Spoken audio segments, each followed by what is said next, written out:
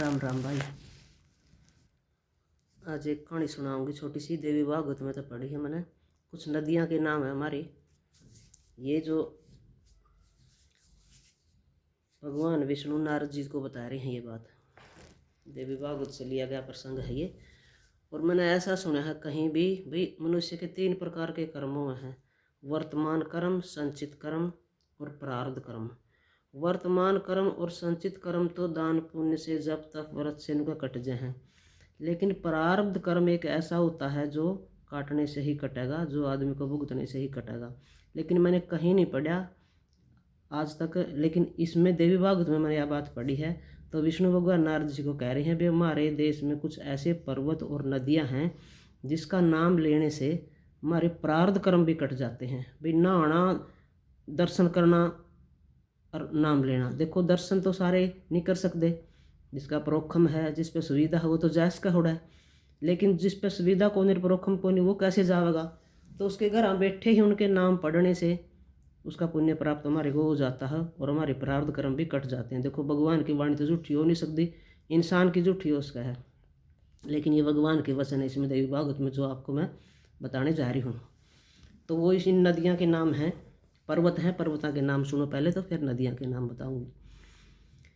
तो पर्वत के नाम हैं मलय, मंगल, प्रस्थ, मैनाक, त्रिकूट, ऋषभ, कुटल, कोल्य, सह्य, देवगिरी, ऋष्यमुख, श्रीशैल, व्यंकट, अद्रि, महेंद्र, वारिधार, विंध्य, मुक्तिमान, ऋक्ष, परियात्र, द्रोण, चित्रकूट, गोवर्धन, रैवतक, कुकुभ, नील, गौरमुख, इंद्रकील और कामगिरी पर्वत। ये पर्वत हैं और इनके अतिरिक्त भी अन्य प्रचुर पुण्य प्रदान करने वाले पर्वत हैं। इनसे निकली हुई सैकड़ों या हजारों नदियां हैं जिनके जल पीने, स्नान करने, देखने अथवा नाम का उच्चारण करने से भी प्राणियों के 3 प्रकार के पाप नष्ट हो जाते। देखो यहाँ लिखा हुआ ना 3 प्रकार के।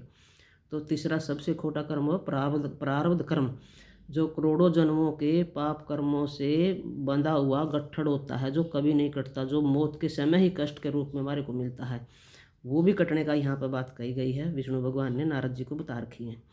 तो उन नदियों के नाम सुनो: ताम्रपर्णी, चंद्रवंशा, कृतमाला, वटोदका, वैहायसी, कावेरी, वेणा, पयस्वनी, तुंगभद्रा, कृष्णवेणा, शर्करावर्तका, गोदावरी, भीमरथी, निर्विंध्या, पयोष्णिका, तापी, रेवा, सुरसा, नर्मदा, सरस्वती, चर्मणवती, सिंधु तथा अंध एवं सोन नाम वाले 2 महान नद, ऋषिकुल्या, त्रिसामा, महानदी, वेद स्मृति, कौशिकी, यमुना, मंदाकिनी, दृश्यवती, गोमती, सरयू, रोगवती, सप्तवती, सुषमा, स्तद्रु, चंद्रभागा, मृदवर्धा, वितस्ता, अक्षनी तथा विश्वा। ये नदियों के नाम हैं। शायद ये गिनती मैंने करी थी, मेरा सही से याद नहीं होगी। 43 प्रकार की ये नदियां हैं। इनसे मतलब हमारे 3 प्रकार के पाप नष्ट होने का इसमें विष्णु भगवान ने बता रखा है। भगवान की वाणी कभी झूठी नहीं हो सकती, इनको विश्वास करके पढ़ो। इससे हमारे पुण्य कर्म उदय होते हैं और पाप कर्म हमारे खत्म होते हैं। जय देवी माता की, जय शक्ति माता की, जय शक्ति माता की।